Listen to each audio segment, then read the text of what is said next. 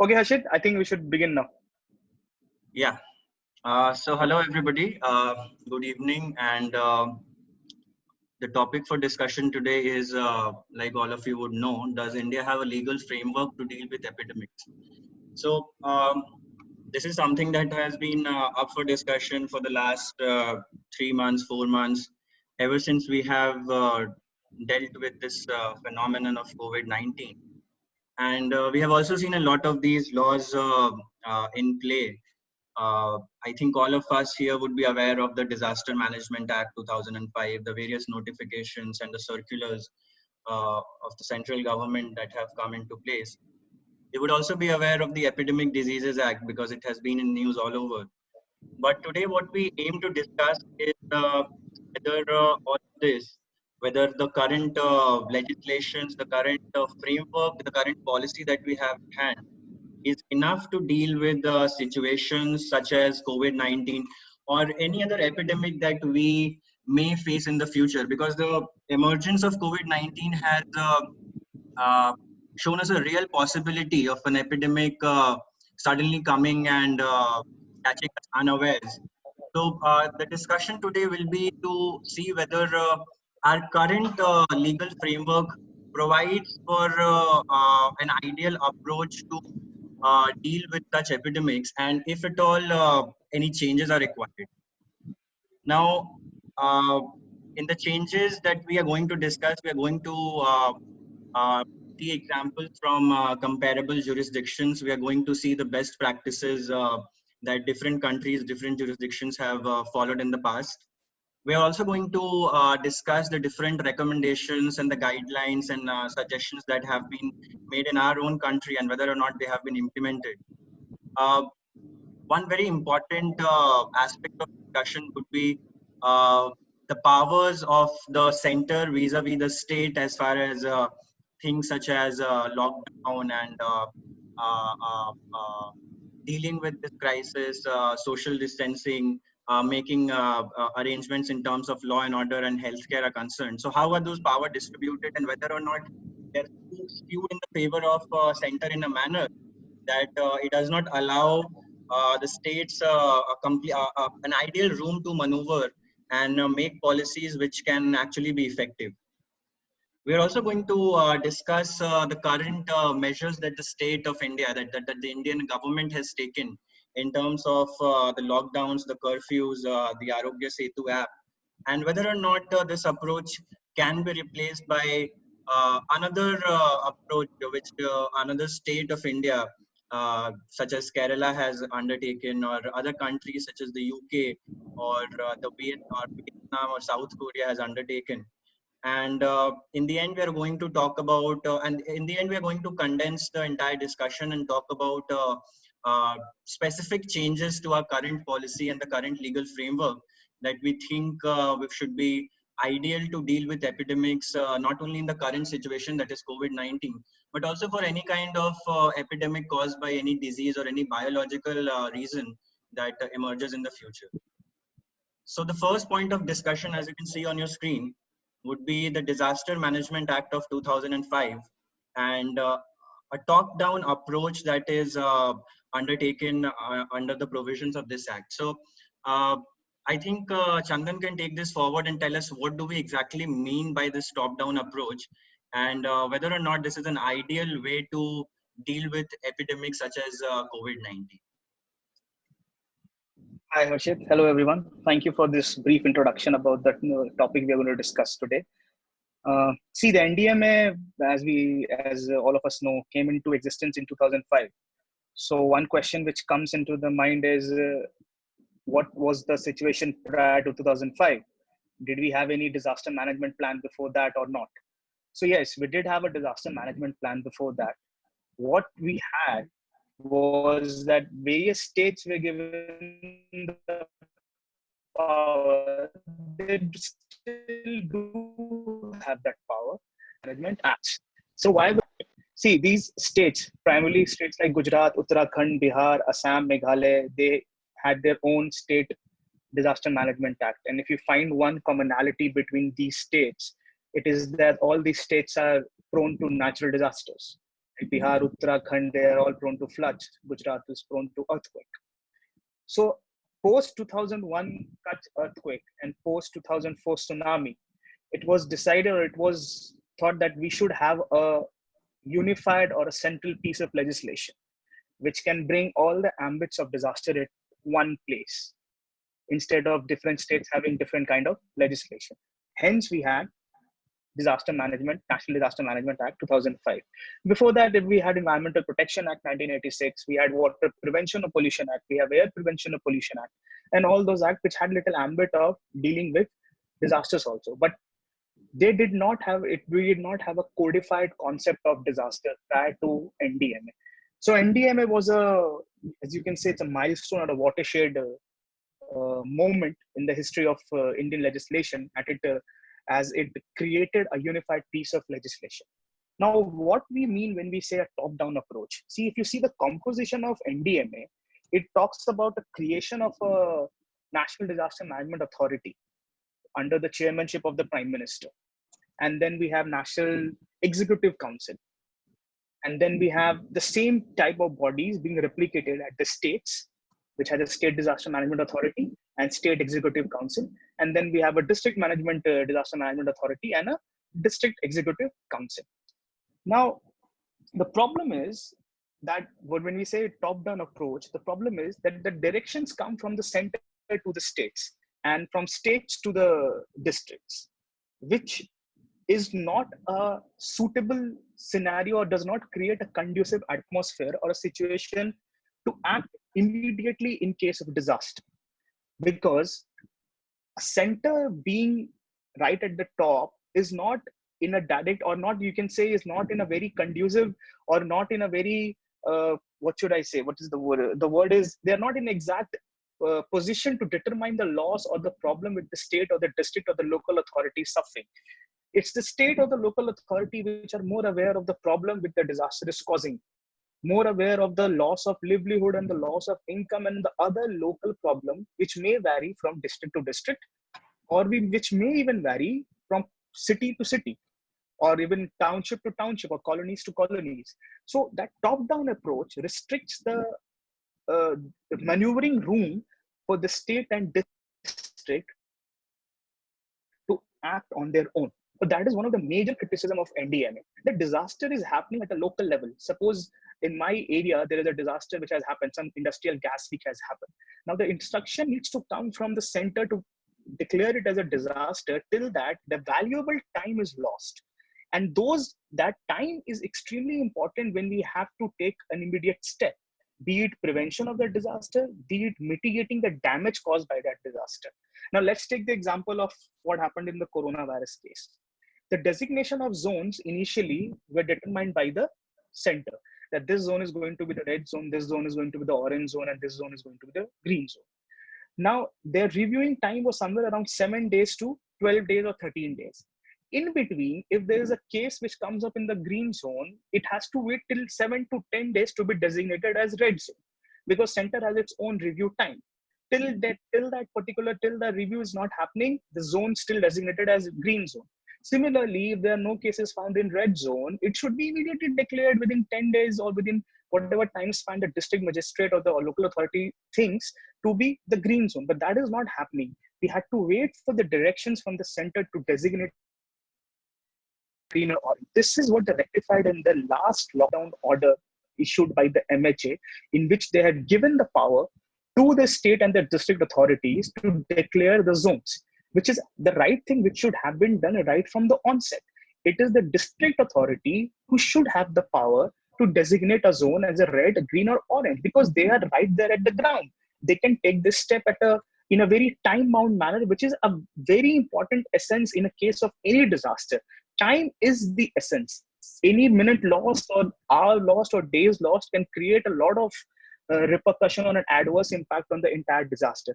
That is why this NDMA creates this problem by allowing a top-down approach. And see, the constitutional provisions also of 73rd and 74th Amendment, which has given the power to the Panchayati Raj and to the Local municipalities, governance, local governance, The decentralization of power needs to be there. They are the right position to understand the consequences of the disaster which is happening at the local level. If there is a disaster happening in my colony, it will not be feasible to wait for a declaration coming from Delhi to declare it a disaster and act upon it, because those important time is being lost. That I important just period is being sorry lost. to cut you short. I just wanted to Yeah, ask sure. one question here, which I think a lot of people have in mind. Uh, if I'm not wrong, one of the reasons behind the enactment of the Disaster Management Act, especially in the context of some disaster or catastrophe occurring in a particular state, was to bring the center into the picture when the state was on its own accord unable to handle a situation where something very big, something very catastrophic has happened, and the state is unable to take charge on its own. So, what do you think, and what do you believe was the reason behind the enactment? And do you think the current framework, where it is the primary prerogative of the center to decide whether or not the situation in a state has deteriorated to a position where the center should intervene or not? So, how far is this arrangement, the current arrangement, feasible in your opinion? See, I don't think this current provision is feasible, because earlier the situation was that the state has to depend a lot on financially on the center for any kind of financial resource or for any kind of financial aid. But that's there. That should be the role of the center, to provide the aid and the relief and the finances to all these states in whichever state the disaster has happened. But to declare a disaster or to consider it a disaster should be the prerogative of the state or the local or the district authority. Though NDMA prescribes this, but there are too many bodies created in NDMA. There is an NDMA, there's a body at the central level, then there's a body at the state level, then there's a body at the district level. That creates too much confusion and chaos. You need to have one body, and you need to give power to that one body to decide what is there. Center can act as a facilitator. The entire point of behind NDMA should be that center should act as a facilitator. Let's take an example of Amphan, which is what has happened in West Bengal. As soon as the cyclone is there, the evaluation should be made by the state. The report should be submitted by the state to the center. The center should consider the report and should declare whatever the financial aid they want to declare. They should not be waiting for the state should not wait for the center to declare that, okay, this is the disaster or this should be classified as disaster. That power should always be there with the state. That's why I'm saying the center should act as a facilitator, whereas in NDMA, the entire power has been wasted with the center. Though there are bodies at the state and district level, but the problem with these bodies are there's no coordination between all three bodies, right? At the district level or the state level or the center level, which we have seen at plenty in the case of coronavirus. That But there was a section I'll tell you what happened in the, for example, in the case of COVID. So we all saw that the lockdown was put in force on 24th of March, if I'm not wrong, and it became effective on 25th of March. So yes.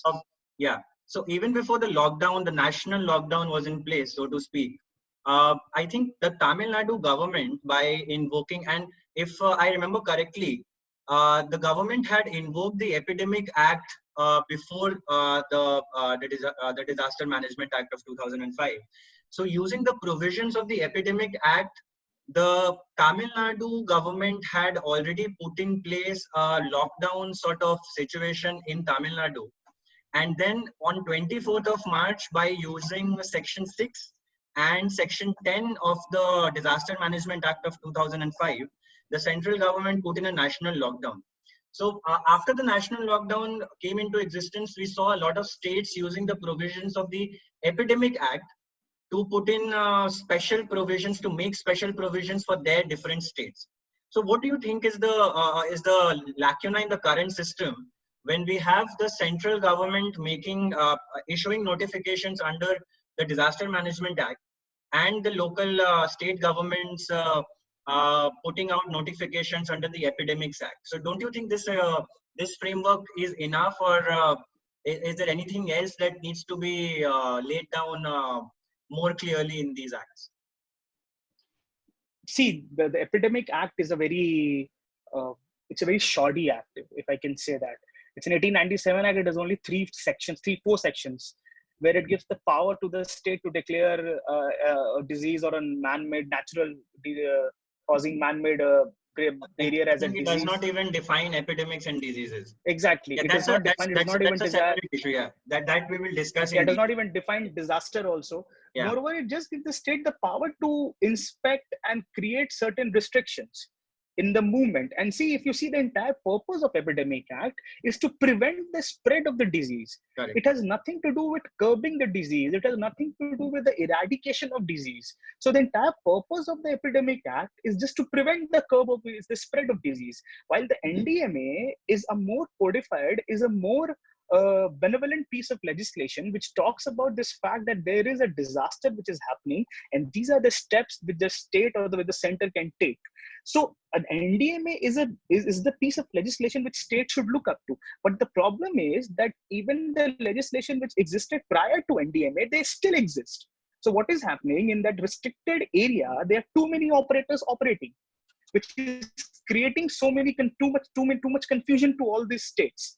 If there is only one act which gives the power to the center and state, there will not have been so much confusion. But the problem is there is Epidemic Act, and then there is a National Disaster Management Act, and there are other air, water, land, and environmental protection act, all these kind of acts. Even Famine Act, a lot of acts are there. So all these piece of legislation operating in that one area has created a lot of confusion. And see, this confusion is not only because of the NDMA. This confusion is coming from the Constitution itself. The word disaster has not been kept in any of the list as in the 7th schedule, be it the state list, be it the center list, or be it in the concurrent list. This NDMA has been enacted under the purview of by the center under the concurrent list. And that to which list? It has been enacted under 23, which talks about social security and insurance and unemployment. Now, see, understand that this is little intricate, but understand this. When a disaster is happening, it is affecting land, it is affecting agriculture, it is affecting public health, it is affecting public order. Now, public health and public order is in the state list. Agriculture and land is under the state list. And you are enacting a legislation which is under the subject is under the concurrent list. So there is too much confusion prevailing. Center is issuing guidelines for the subjects which are under the state list. So that is why I've been saying state, because all these subjects, all these areas which are getting affected, like agriculture, land, most importantly, public order and public health, law and order, these are all the subjects which are under the state list. So state is in the position. To my another question, and this is something that has been in discussion for a long time, and a lot of articles on the internet, a lot of people have written about it also. So like you mentioned, the issues of health, the issues of law and order, all of these are state subjects. And the government, the central government has been issuing notifications and circulars under the DMA Act, which is essentially a concurrent subject. And we know that anything in a concurrent list, the center has power over the state, and the power of the state is repugnant to the extent that the center can legislate on it. So, do you also think this exercise of regularly putting out notifications in terms of law and order, in terms of health, by the central government is somewhere also a colorable exercise of power by the center? And do you think this will stand constitutional scrutiny if heard by a constitutional court? So if you go into legality of it, I think it will be covered if we talk about within substance, because it might be under the state list, but the object which the center wants to achieve, or the most important area which they are actually legislating, is in the concurrent list, which they have the power to legislate. So I don't personally think that it will not stand a constitutional scrutiny. It can very well stand constitutional scrutiny, but the problem which is more important in these cases is that the center cannot give a stepwise direction to the states and expect every state to implement it in a wholeheartedly manner. Why? Two main reasons. First, every state has its own different kind of problem. Like, for example, the problem happening in Kerala is not the same as problem happening in Bihar. Kerala has its maximum people coming from foreign countries, from Middle East countries and other countries from outside. Bihar has issues of migrant workers. So every state in India has its own unique set of issues. What center should have done that, make a skeleton, make a brief guideline and ask the state to act according to it, instead of giving stepwise guideline that follow step one, follow step two, it doesn't, step two does not apply, then go to step three, and step three does not apply, go to step four. Create a lot of confusion. And that is why, if I may say so, this entire lockdown has created a lot of confusion. Though the effort can be praised and it can be debated also, there are arguments from both the sides, but the confusion which I'm talking about has been created because center has given guidelines thinking that this all the states are facing the same issues. That is not the point. Industries are maybe an issue in a state like Gujarat and Maharashtra, but industry is not an issue in a state like Bihar. In Bihar, the issue is agriculture. In the Bihar, the issue is of migrant laborers. So this power should come to the state. And the problem is the NDMA does have this provision. It does provide this power to the state authorities and the district authorities. But what are the major issues? Why they're not able to enact? Why they're not able to act upon the power given to them? Most important reason is the financial absence of financial authority, or the absence of financial resources. In spite of the 14th Finance Commission recommendation that the fund should directly go to the local authorities, to the panchayats and to the municipal corporation, that is not happening. If you empower, it's just like what we say, you educate a woman, you educate an entire family. In the same way, if you empower a panchayat, if you empower a municipal corporation, it will go a long way in empowering a village, in creating a better infrastructure in a city.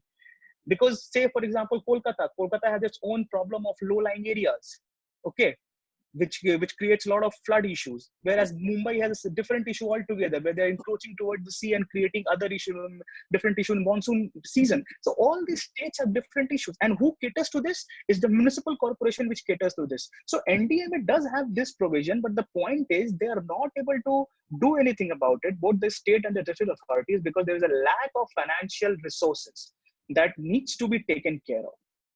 And that is what the entire 73rd and 74th Amendment actually tried to do, to provide financial stability and independence to these authorities. But we don't see that happening. We'll come back to the laws later. Now, I think we should move to the second half of the discussion, which should be about the state capacity. And when we say state capacity, what do we mean? So especially in the situation of COVID-19, I think it cannot be emphasized enough. And governments worldwide, epidemiologists, scientists have emphasized on the importance of contact tracing, testing, and isolation, quarantining as far as dealing with COVID-19 is concerned. Because all of us know there is no vaccination, there is no there's no remedy which can get us over with the disease. So in that scenario, it becomes very important that we trace down in a specific area such as a state or a district, we trace down the origin of the virus, where the virus has first come into existence from. And then from there, probably by tracing the number of people who have come in contact with that particular group, that particular zone, by testing them and isolating them. So this is probably the only method by which this epidemic can be contained. And this is more or less the consensus of all the scientists and all the doctors worldwide. So as far as the state capacity is concerned, we have seen that most of the states in India have faltered. And they have faltered because of various reasons. They have faltered because of unavailability of proper number of testing kits, unavailability of proper number of PPEs, unavailability of hospital infrastructure, unavailability of the number of doctors to test people. So, and instead of that, what we have seen in the Indian context is probably a law and order approach to deal with the epidemic rather than a medical approach. A lot of us, I think all of us come across these videos of policemen beating people on the streets and asking them to go back to their homes. So instances of administrative violence have clearly come to the picture. So an impression is going out that India is trying to deal with this problem of COVID-19, not in medical terms, but in terms of a law and order problem. So how do you view this? Do you think a situation as grave as COVID-19 can be dealt with a law and order approach, or should there be a medical approach like we have seen in case of states like Kerala? It's a good question, Harshit. See, even if it's a law and order situation, why it is a law and order situation? There's a reason why it became a law and order situation. The reason was loss of livelihood, economic loss to an extent which could not have been imagined by people. And if the people of this country will not get food, will not get water, will not be allowed to go to their homes, it will create a law and order situation. That's a very obvious thing. That's the natural consequence of what is happening. Now, before I answer that, let's see why it has happened. Why India has not been able to adopt the medical approach instead of adopting the law and order approach. The most important reason is the absence of community involvement. If you see the best practices, if you see the practices of countries like South Africa, like Thailand, like Japan, like Australia, the act itself contains the provision that as soon as a disaster is declared, there will be a voluntary community participation. In some countries, it is mandatory. In some countries, it is voluntary. But the commonality is there's a community involvement. The community members are made a part of it. What exactly do we mean by community involvement? What are the contours of community involvement? Exactly. The contours can be said that as soon as, let's say in the COVID-19, as soon as the COVID was declared, in small areas or small colonies, there should have been a formation of people coming voluntarily and, let's say, pooling their resources to first take care of the underprivileged and the downtrodden. Okay. And then deciding according to that's my idea. I'm just suggesting, this is a suggestion I'm giving, what should have been done. Taking care first of the undernourished or the downtrodden and the poor people. Then they would have created a data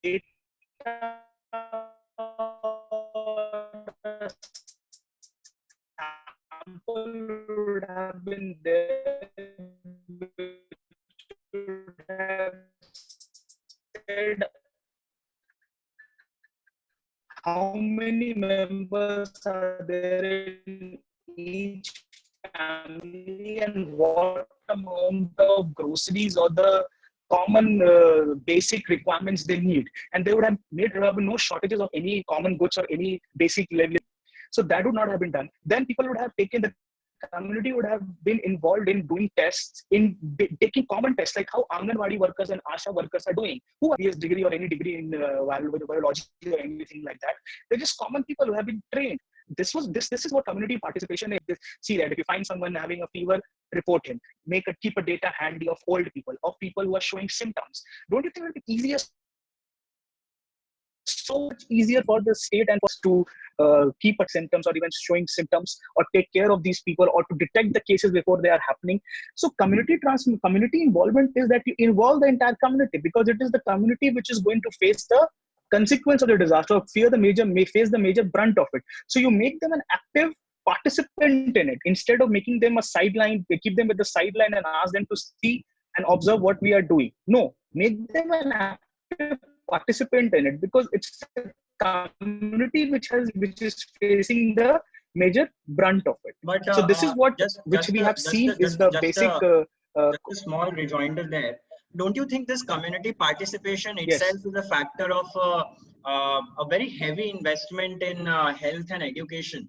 Because like we saw in the state of Kerala, all of us know Kerala has the highest literacy rate in India. And also in terms of the health infrastructure, I think Kerala has been at the foremost in India as far as primary healthcare is concerned. Even small villages, small districts in Kerala have primary health centers which are very well equipped, have a lot of medical facilities in terms of good doctors, good equipments. So don't you think this entire point of community participation is also subservient to the larger fact that the state has gone ahead and taken affirmative action in terms of investing heavily in health and infrastructure? And I think this is where the point of having an adequate legal framework also comes into the picture, because the state at all times has to be prepared for an epidemic-like situation. The state cannot take the plea that this is an unprecedented situation and therefore this is something that we are unaware, we are unable to deal with. So how far do you think is this plea that a lot of governments, not only the Indian government, but a lot of governments around the world are taking, We have seen it in the United States of America. We have seen it in the UK, where Donald Trump and Boris Johnson have gone on record to state that this is something that we were completely unprepared for. So, do you think this is a legitimate plea that a government can take, that they were unprepared for a medical emergency? No, I don't think it can ever be a feasible argument. Because why I say that? Because if you see the current United Nations Convention, the Sendai framework, it talks about prevention of disaster. Like, if you trace the history of disaster management in the world, not only in India, it started with rehabilitation. Like, disaster has happened, now our job is to rehabilitate those people and provide relief to these people. Next step, what happened was mitigating the disaster or the impact of disaster. Like, see, the disaster has happened, we have to reduce the impact of the disaster. So to see that the loss of livelihood and the loss of life is kept at the minimum. This Sendai framework of 2015 and 20, which is a UN adopted convention, talks about the fact that you I'm sorry. What is the in framework the again? prevention Can you just of repeat what is the framework Sendai, again? Sendai, Sendai framework. Okay, this is a UN adopted framework. Yes, 2015, 2030, there's a timeline given. It talks about investing in the infrastructure created for prevention of disaster. So you see, we have moved one step ahead. We are trying to prevent a disaster from even happening. Like how Fanny was a success because it was prevented. The disaster was even prevented from being even allowed, not even being allowed to happen. So that is where the entire focus should be. And you cannot take this argument that it's we were not planned. The entire idea of a disaster is that you were not planned.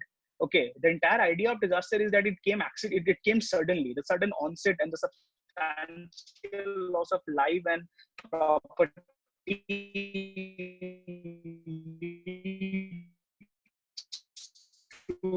leads to it becoming a disaster. For disaster, what you can do, you can invest in infra. We have developmental advancement in when we are predicting a cyclone, like how Amphan was predicted, how Fanny was predicted, and we evacuated people before even the cyclone made a landfall. So that is what this Sendai framework talked about, that you now need to invest in the prevention of disaster before it happened. Now the problem in countries like India is that there is no concept of let's say a mock drill. Okay, like if earthquake has happened, every action will happen only after when the earthquake is already happened or a cyclone has already happened. We have a dedicated NDRF, National Disaster Response Relief Response Force. Why can't we have drills, a mock drill for cyclone, a mock drill for a fire tragedy, a mock drill for an earthquake? But how do The you have a problem mock I drill can for an understand. epidemic? Exactly, I was coming to that. You cannot have a mock drill for epidemic. You can only be prepared for an epidemic. And the problem with a country like India is that there is an abysmal what should I say, investment in both in terms of GDP when it comes to health and education. And what the argument you made that community cannot be made involved because the investment is less can be turned over its head. Like, see, as we are not able to make so much investment in health and education, we need to take assistance of the community.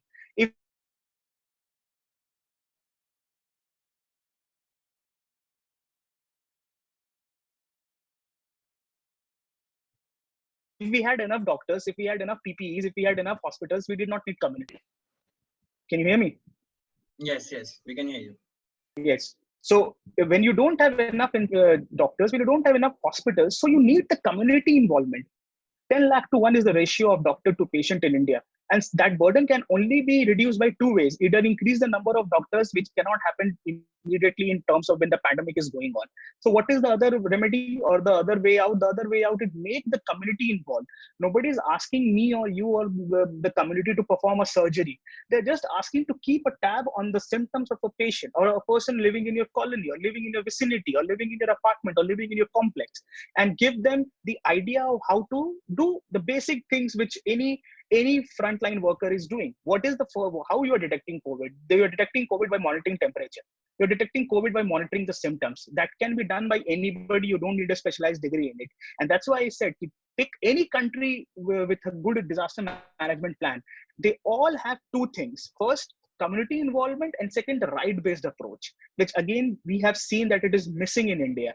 The right-based approach. What do you mean by right-based approach? Right-based approach means that the people who are immediately impacted by the pandemic or any kind of disaster, they should be rehabilitated. They should be given aid, either in the way of finance or in the way of livelihood. And that is their right. It should not come in a form But of a dole or a package. just to differ from you on this, I think all of this, even though I understand you're trying to make a point that we need to have a separate legislation or probably a separate executive policy in place, but don't you think all of this is already implicit in our constitutional guarantees? We know that the right to health is included in Article 21. We know that Article 21 does guarantee us a right to livelihood. So don't you think there should also be, when you say community participation, we only focus on the community coming together to deal with the underprivileged, to deal with a situation that has gone out of hand. But don't you think community participation should also be about awareness about the rights of the citizen? Because I don't think a lot of people see, I think there are 35 participants in this discussion right now. And I think all of them would know that Article 21 includes an implicit right to, includes an implicit guarantee to health. It includes an implicit guarantee to privacy. It includes an implicit guarantee to livelihood. But outside of this bubble of lawyers and law students and people who are aware about the constitution, there's a larger India which is still unaware about the basic things that the government has to guarantee. And this becomes very important in terms of a particular strata, such as the labor class, which is migrating in hordes today. It becomes important in terms of the domestic workers. It becomes important in terms of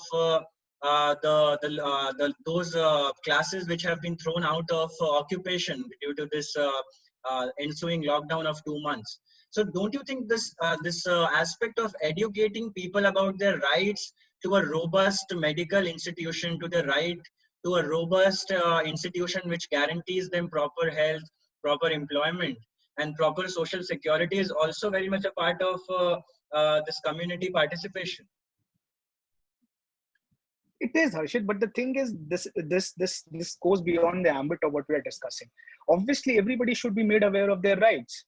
So now we can say that everybody should be taught constitution, at least fundamental right at the school level, or even some awareness campaign should have happened. These are all the things which comes into picture once we are already facing a situation like pandemic. So we are always our approach is always reactionary. It's never precautionary. That is one thing which needs to be changed, which we have been trying, which we are discussing also, that we need to move from being reactionary, giving a reactionary response, to having a precautionary response. And see, the irony of this NDMA act is that you're talking about disaster, but you do not have any specific provision dealing with either women or children or old age or disabled people, which is absolutely, I don't think, how could they miss this? Because who is affected in any disaster, be it an earthquake, be it a cyclone, or be it an epidemic?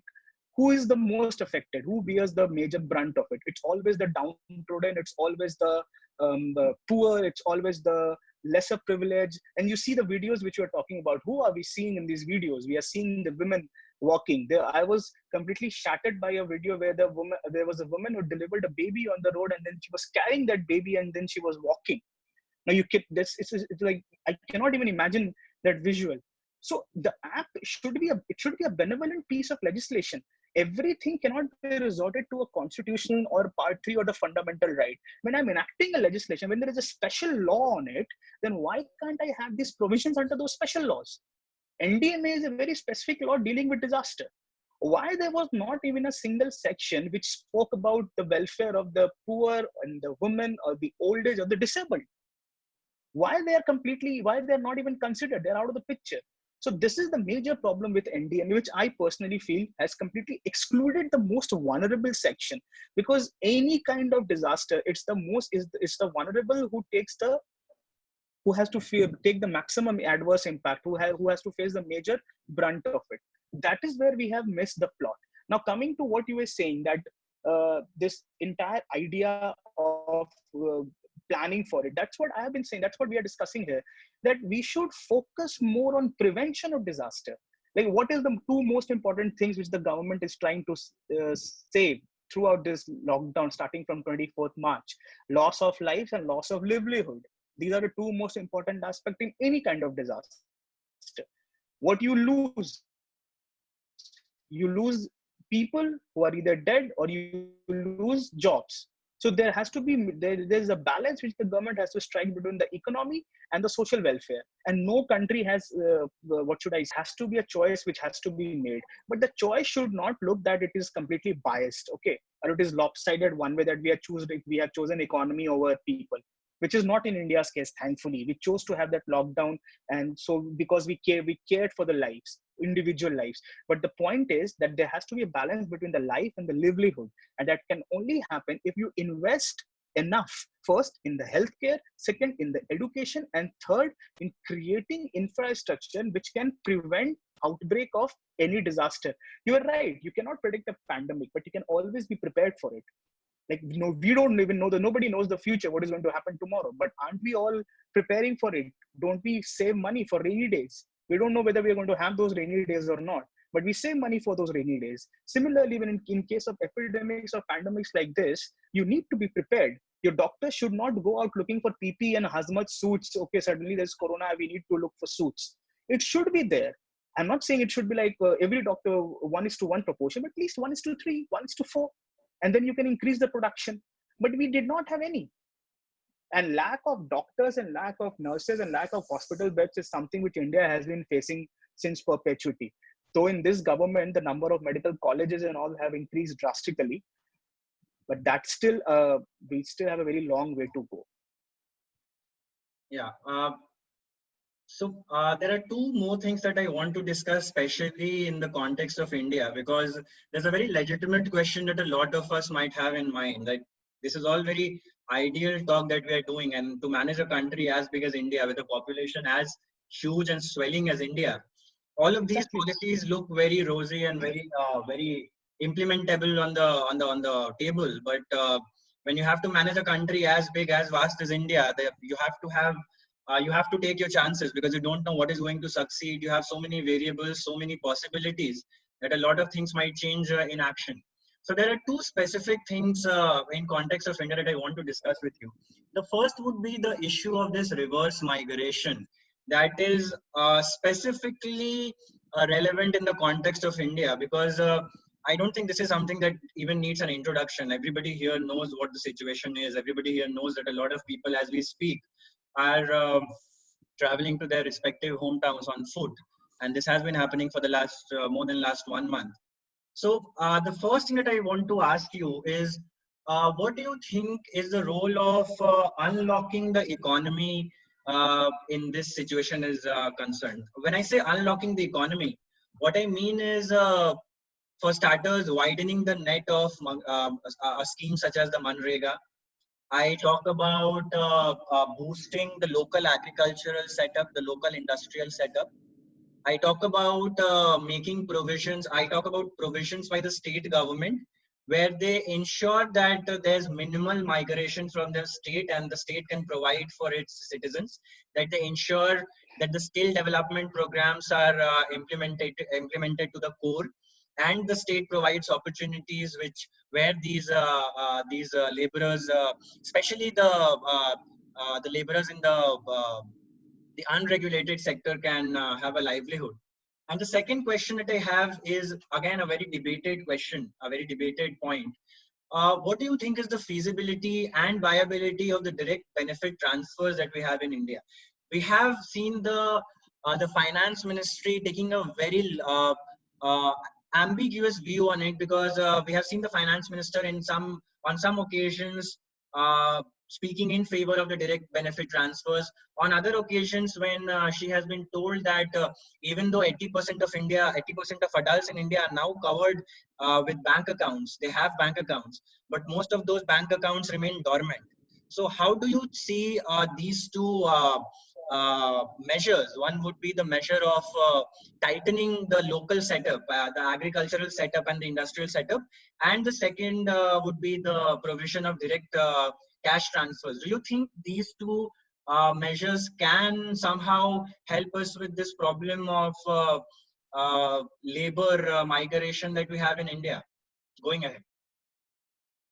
Yes, I think they can, but the problem is, sounds too utopian. No states or nobody wants to leave their house or leave their place, native place, and go somewhere else to work. Like, let's say example of Bihar. Bihar has industry, almost negligible presence of industries in Bihar. So all the burden of the entire workforce is on agriculture, which further leads to what we have read and studied in economics known as structural unemployment or a disguised unemployment, to be precise.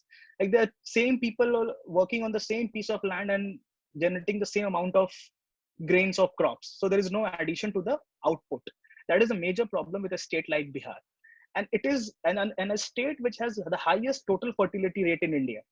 So it's further increasing the problem and amplifying the problem. You do not have enough jobs, but your population is increasing at a very enormous speed. So again, we get it. We will. I'd not like to get into that cycle of population, poverty, and then illiteracy because it's a vicious cycle. So the problem with a state like Bihar is they don't have enough industries or enough any kind of job to stop the people from their own state to leave. In fact, I'll go on to make this argument that it is in the welfare of the state or the thing that is in their welfare that most of the people should go outside and find work, because there will be less mouths to feed in state like Bihar, which is already battling financial hardship because it's a disaster prone state. Every year we hear about every year we are aware about the floods which is coming in North Bihar, ravaging acres and acres of land. So it's a disaster prone area where we don't have enough food, we do not have enough factories or industries to keep these people. Yes, the government started Skill India, the government started ITIs, but the problem with these ITIs was that they were not able to retain those people who wanted to have skill upgradation. Though the government also said that we will give you some stipend, but the problem is that the stipend, the amount of money which was given in the way of stipend was first very less, and second, there was no guarantee of jobs. The government said that we will absorb these people, but the government also has a very limited resource to absorb these people. Where would you absorb these people? That 88%, 90% of the workers in India are working in unorganized sector and they're unskilled people. You can have an Apple factory or you can have a Samsung factory in India, but where will you get the people who are skilled laborers to work in those factories? That is why we see the problem of reverse migration or migration from one state to another. Because people from Bihar or people from UP will only find jobs in states like Maharashtra and Gujarat. And that's not I'm saying they're finding a job at the top of the pyramid. There's a rush at the bottom of the pyramid. There are too many workers chasing jobs which pay too less. That is why we see they did not have enough money to come back to their states. That is why we see they're walking thousands and thousands, hundreds and hundreds of kilometers because they don't have any money. And the second part of your question, which was I forgot what was that. Sorry. It related to direct benefit transfer, the direct cash Yes. transfer scheme that has been talk of the town. Yes. I think it's a very good idea. DBT should have happened because see why India is a consumption-based economy. We are not a manufacturing economy. We consume what we produce, and the middle class consumes the most. So if you don't have enough money in the hand of the middle class, they're not going to consume. So you need to give direct cash benefit transfer to these people. Give money to the people. Give money directly into the hand of the individual. This is what countries like US, Canada, UK, Germany have done. The US has given $1,200 check to everybody, every family who is earning less than $90,000 a year. And if you have kids, $600 per kid. So you need to give money to them. Nobody is going to the banks to take the loan because eventually if you have to take the loan, you will even have to pay. Not only the loan, you'll have to pay the interest also. You don't pay the interest, you don't pay the loan, the banks will get into NPS. So it's an economic discussion, not get into that. What we are trying to say is, yes, direct benefit transfer is a good way of providing money directly to the people. If you provide 5,000, 5,500 to a people, you will be surprised to know that that will take care of almost 75% of the migrant families in India. That is their requirement. That's the level they operate at. So 5,000 to 5,500 rupee or max to max 6,500 rupee per month, or a family of 4, they can survive. Giving them free grains is fine. You are providing them food, it's fine, but there is no money left at the end of the day in their hand. And when they have no jobs and they have no money, they're completely dependent on the government. They're completely dependent on whosoever NGO or whatsoever NGO or agency are feeding them. If you give them 6,000, 7,000, they might be able to save at least 500 and 600 or 700 rupee or 800 rupee per month. That's money at the end of the day. And nothing substitute or nothing beats hard cash. if you have money in your bank account. So this entire disaster has taught us a lot of lessons. This entire the problem has always been the money. The problem why the district authority or state authorities have not or an optimal utilization of their mostly financial resources, and there is absence of coordination between it at the district level, and proper resources or a financial autonomy is provided to these institutions, especially those operating right at the bottom, panchayat and the municipal corporations. It will go a long way in resolving these issues. The disaster should be taken or should be considered as a lesson, and we need to learn these lessons. We should not repeat the same mistakes. Committing mistakes are fine, but if you repeat the same mistakes again, it's absolutely unpardonable. I have two more discussion points before we move to the questions and open the discussion for our participants. The first would be a very small question, and I would like a very pointed and a small reply from you. It's specifically in relation to the Arogya Setu app and the discussion around it. We know that the app is vulnerable. I don't think it's up for debate. It has already been hacked once. The public information department of the government has already brought out notifications, clarifications.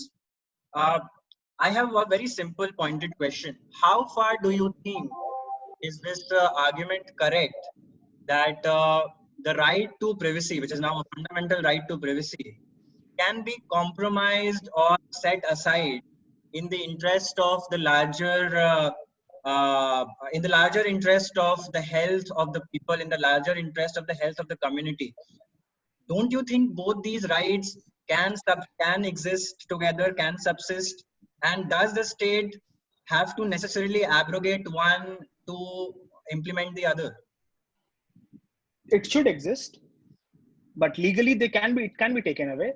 Legally, if we talk about legally in a strict sense, it can be taken away, but it should not. No, because Why I think it flows from Article 21. It can only be taken away by a procedure established by law. And also, I think exactly. The Puttaswamy judgment also reiterates this point of having a law which is made by a due process of the parliament. Yeah. Exactly. Yeah. So it can be taken away, as I said. But the thing is, why a citizen has to compromise between two rights? Why a situation is created where he has to choose between one and the other? Why he has to choose privacy over health? Why can a state not provide him both his privacy as well as good health? Because see, if you see the territory, if I give away my privacy today, there is no guarantee I'm going to get it back tomorrow. Okay, so this is the major problem when you cede certain rights. You are never going to get it back. And let's assume, I'll give you a hypothetical situation. Let's assume government comes with a band, a wristband which can detect your heart rate, which can detect your symptoms and all that. And after we have a vaccine, the government still insists that kindly continue wearing this band because it will further continue to give the information required to prevent this pandemic from happening again. While simultaneously tracking my heartbeat, they're also tracking my location. Where am I? What am I doing? Who am I meeting? And everything. So that's my privacy being compromised. This is one of the pertinent points of criticism of the Arogya Setu app, because all the other comparable applications that have come in different parts of the world, they only rely on Bluetooth to track you. They only rely on Bluetooth to track your location and tell you whether or not you are in a dangerous area as far as the infection is concerned. But I think India is probably the only or one of the few countries which is also relying on GPS. So that is why you would see the app constantly on your phone and storing all the information in terms of where you are going, where you are right now, and basically constantly getting a hang of your location. So what you're saying is correct. This is one of the major criticisms of the application. See, the idea, the intention, I don't doubt.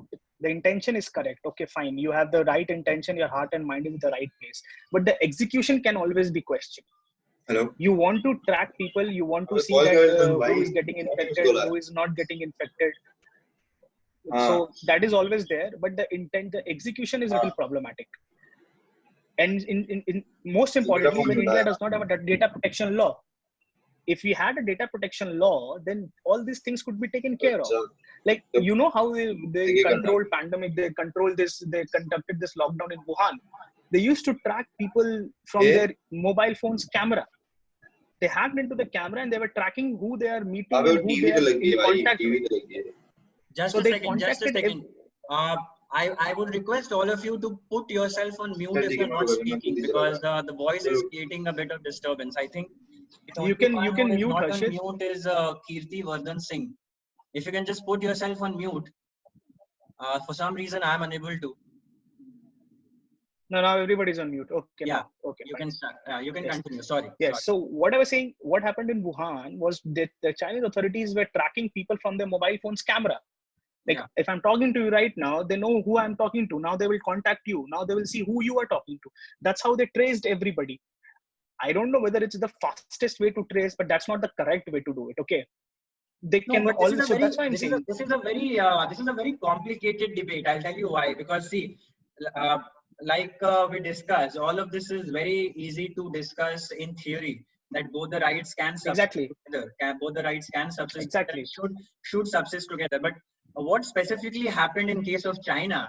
China was able to contain the infection in a very short period of time initially, because what they did was they surveilled each and every house. So basically, there was a surveillance installed at my gate, where if I step out of my the gate of my house thrice in a day, there would be police. Police would show up at my gate, and the police would ask for my details, and the police would put me into quarantine. So I don't know if this is not if this is not blatant violation of your privacy. I don't know what is violation of privacy. Exactly. So, that cannot happen in a country like India. And we saw very positive results as far as containing the virus in China was concerned. So we have seen examples that countries which have come down hard on privacy, that countries which have curtailed privacy, have actually been successful to curtail the virus, curtail the spread of the virus at least. No, I think India will take its own time, but it will not curtail or trample upon the democratic rights which we have. Okay. More importantly, if China says that our cases have gone down drastically, it's only China's words. Okay. There is no independent agency and there is no other way you can verify it. They started this the whole epidemic started when China said that there is no human to human transmission. So we'll not discuss about what China does and what China doesn't. But what I'm saying is, I mean, you're right when you pointed out that there is always a balance between two kind of rights and two individual rights. Ideally, what should be there? Ideally, I should not be in a position to choose between two rights. But being a welfare democratic country where I have ceded certain rights to the government, so that they can govern in a democratic manner, so they can govern for the larger interest of people, there can be some compromise. But the problem with these kind of compromises is that once you cede a territory, once you cede your rights, you're not sure whether you're going to get back it or not. You might get it back. This would become the new normal. Yeah.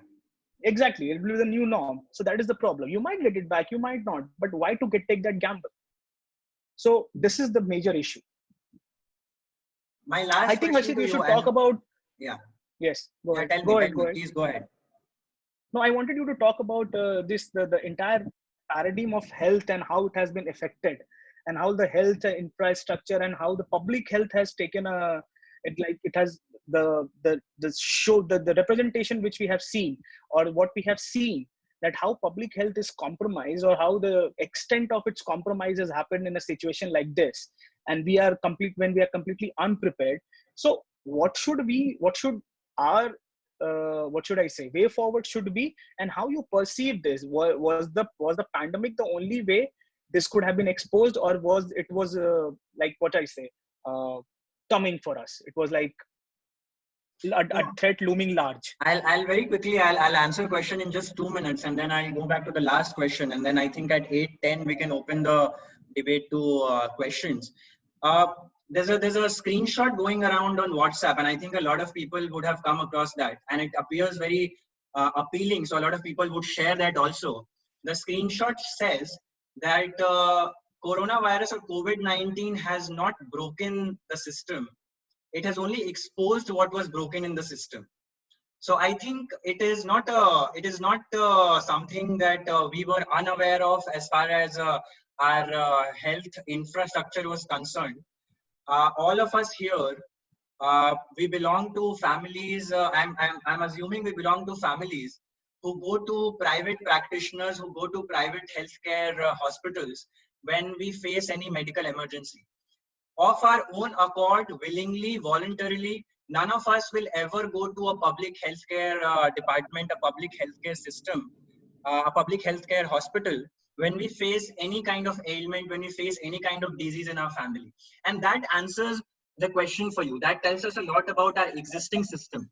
So it's not like the coronavirus has come as all of a sudden broken the public healthcare. Coronavirus has only shown us that our public healthcare was ill-equipped in the first place. Now, I think only recently, 1 week or a week or like 1.5 weeks ago, the Prime Minister announced that a certain share of the PM CARES Fund would be allocated to manufacture PPEs and to get ventilators from different countries. And now I think we are manufacturing PPEs at a huge rate. My question is, why did it take us a pandemic? Why did it take us an epidemic to understand the importance of PPEs? I can still give you that ventilators were probably not important, because see, ventilators form a part of tertiary care. When I say tertiary care in medical terms, tertiary care means, so there are three parts to medical treatment. The first part would be primary care. So suppose when you get a cut, you put a bandage, you sit in a house, you eat the food that can help you recover. That is primary care. Your secondary care is when that cut has gone out of hand, you need to be hospitalized. There's a practitioner who is checking up on you. That's your secondary care. And the third would be your tertiary care. When the cut has become a septic and you need to be operated upon, there would be requirement of special medicines and special equipments. So I still believe our approach is not correct. We are not investing into primary healthcare. We are still trying to get the shorter way out of it by investing into tertiary care. What we need to do as a country is to learn from small states like Goa. We need to learn from states like Kerala. We need to learn from small countries like Vietnam, which have invested in their medical infrastructure. And today, when the pandemic hit, they were in a position to respond. When I say respond, I do not only mean in terms of hospital beds or in terms of number of doctors available. I mean response in terms of being aware, the medical community, the scientific community, being aware to the possibility of a medical catastrophe happening. And that prediction of a medical catastrophe happening can only happen when you invest in the medical infrastructure, when you invest in primary healthcare, when you invest in scientific research, and when you invest in epidemiological research. We see that a country like US, even though the United States has fucked up big time, the United States today will probably have 1 lakh deaths and it has more than 16 lakh cases. But we see that the United States still has an epidemiologist, a world-renowned epidemiologist in Fauci. But in India, do we have even one person that we may call a world-renowned epidemiologist? So that goes on to show you the state of affairs that is present in India. That goes on to show you how much we value healthcare. Just like education, just like probably job employment in the rich, creamy sectors of the society, we have made healthcare a privilege of the few. And as long as it remains a privilege of the few, we will never be equipped to deal with something as serious as an epidemic. So to answer your question, yes, I think it has. Yeah, yes. Yeah. To answer your question, go ahead. I think public healthcare needs to become a priority, and this is something that needs to be instilled in small children from the very beginning. This is a systemic cultural shift that needs to happen. This is not something that can be taught to a 35-year-old or a 40-year-old on one sunny bright day that, listen, healthcare is important and all that you have been doing for the last 40 years is not important. This is a cultural shift. This is a systemic change. So this is a change that needs to happen, like you said, at the community level. This is something that needs to happen. This needs to be taught to small children, and this is something that needs to happen at the very bottom level Exactly. at the grassroots of the society. Quickly Yes. moving to the last question. I think we have a lot. We have a few questions coming up. I would want you to answer it very briefly, and then we can move on to the question. What do you think should be the ideal exit strategy from this lockdown scenario? My opinion would be to track and test where needed, quarantine or treat the people who are still vulnerable or people who are still suffering from the virus. But I think what has happened in India is completely in contrast, because if you see the the latest guidelines of the Ministry of Health and Family Welfare that has come, it's a very bizarre guideline, because what it does is any person who is asymptomatic and does not show symptoms of COVID-19 10 days and is present in a quarantine facility, Yes. that person is getting Discharge. released. Yeah, that person is getting discharged by this new guideline, under this new guideline, and that person is being put under the Shown as recovered. recovered. Yeah, that person is Yes. being put in the recovered bracket. So how far do you think this is how far do you think this strategy is feasible? Do you think this is going to help us in the long run when we are seeing about 7,000 cases per day? Like yesterday we saw, I think around 7,000 cases in one day. Yes, 6,800 cases. Yeah. See, in the long run, what I have noticed and observed throughout this lockdown, that the people of this country needs to be honest first. Okay, it needs to flow from both the sides. The people in this country, even if there are symptoms, they are not able to disclose. They are not willingly disclosing the symptoms. I can understand it is because of the taboo associated with the disease. There's so much discussion and debate has happened over this disease, and the taboo which has been generated across about this disease, that people are very scared to come out with it, because we have seen how frontline health workers have been treated. You have seen how individuals have been treated. They have been asked to vacate their home houses, and they have been ostracized. So all these things have happened. But the strategy of the government should be more and more tests, put people in quarantine, and keep on scaling the efforts of this testing.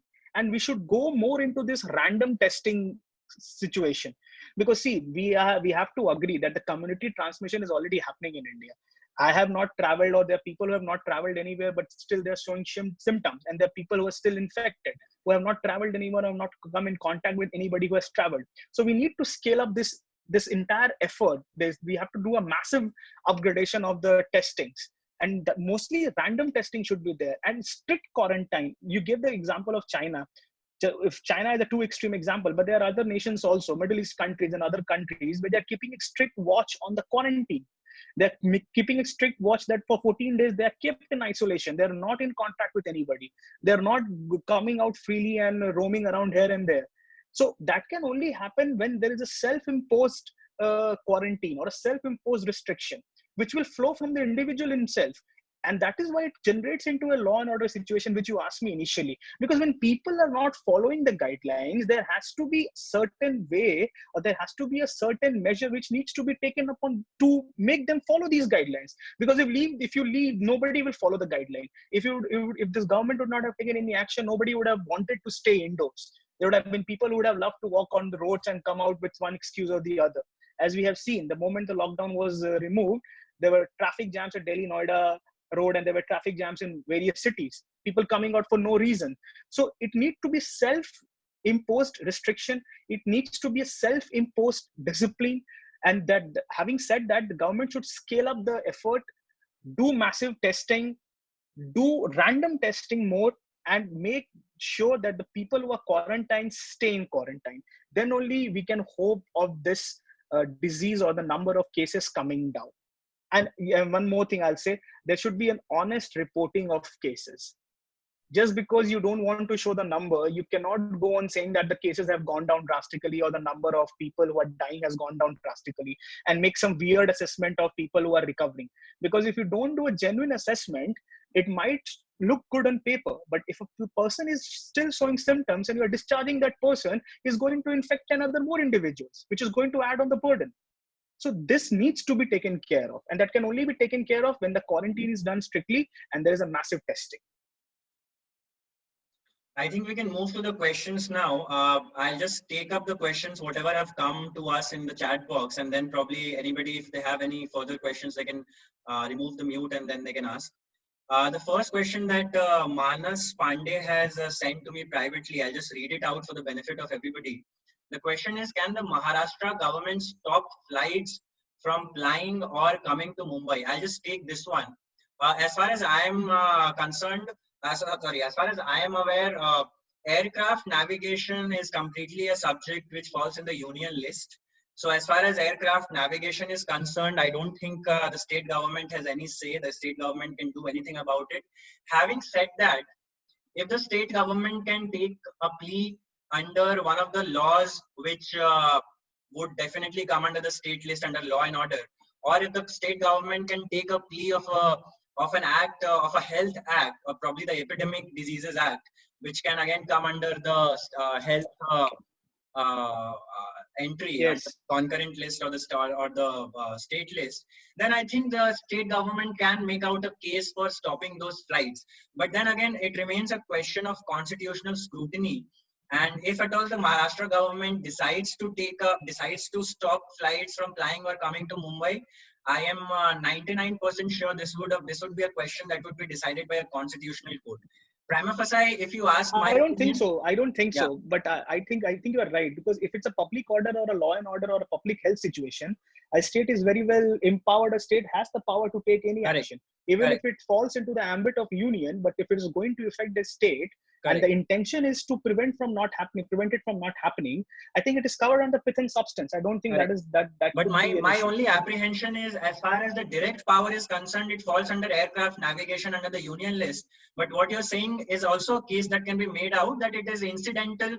This is probably incidental Yes, to health and law and order, which is present under state list. So I think a case can be made out by the Maharashtra government. Whether or not law this and will order. stand will be decided by a constitutional Yes, court, of course. Moving to the next question, both Amit sides. Shekhar has Yes, a question. I'll sure. read it out for the benefit of everybody. Amit Shekhar says, now that the government is giving relaxations, the people gradually are ignoring the essence of lockdown and social distancing, thereby posing a great threat to the community, mostly in smaller cities and towns in the country. So to say, ignorance and lack of awareness can only be checked with stern directions from respective authorities. Can you discuss this in light of the law and order and the previously discussed top-down approach? What do you think about this? See, I think law and order can be a situation. As I said, why it is, we are not discussing why this law and order situation has happened, because people don't have enough resources, people are losing their jobs, people are economically being affected. So for them to staying in the lockdown is not a feasible way. Like, take an example of a daily wage earner who is a rickshaw puller or who is a fruit seller. For him, the lockdown is nothing but cutting his only source of livelihood. So that instead of coming hard on him by way of law and order, I think you're put on mute. You have muted yourself. they should. Yeah, can you hear me now? Yeah.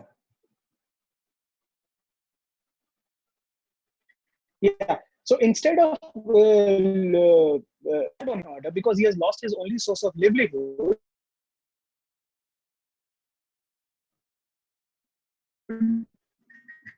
we should make sure that he does not lose any kind of money in the entire situation. If this concerned person or individual at 5,000 to break the lockdown, he will not come out and go to his fruit stall or pull his rickshaw or do his daily wage if he's provided enough resources. But as he is not being provided enough resources, that is the reason he is coming out. And I don't see any But point I think just to cut you short, sorry. I think what Amit specifically wants to know is the immediate response to it. I understand what you're trying to say, but I think what he means is, for example, I'll tell you in the case of Bihar, these migrant laborers who are deboarding a train, what they want to do is they want to straight away go back to their houses.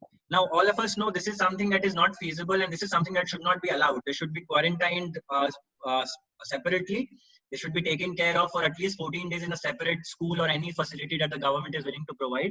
So what Amit is trying to say is that, is this a problem, this lack of awareness or ignorance on their part, or probably even dangerous behavior? Is it something that can only be checked with law and order, or do you think is there any other way in which this can be tackled? No, it can be tackled. I do not agree that law and order is the only situation it can be tackled. Law and order is not the only way it can be tackled. When he says about top down approach, that's why we're saying there should be a bottom up approach. If there's a community involvement in it and the local bodies or the local institutions are more empowered and there's a voluntary participation of people, they can make these people understand that you need to restrict yourself, that you need to be quarantined. Okay, coming them hard by way of force or using police is not the only way this particular situation can be taken care of. So I don't feel that law and order or a police should be made a party to it straight away. Hello. That's why this entire, yes, I think he wants to ask something. Yeah. So basically what I want to say is that when the government is already giving relaxations, the practical scenario in the smaller cities is like people are getting out in the market and basically there is no check whatsoever. So now even if the government wants to implement some sort of check, so when it trickles down to the smaller cities, basically the checks are not being implemented in a pragmatic way. So if say an order is being passed by the central government, so to say, if it passes down to a smaller district, to a smaller town or a village, the essence of that order or the essence of that very promulgation becomes very ineffective in a way. Okay, he's saying that the provisions get diluted. They are not being exactly. implemented in a proper manner. They get diluted.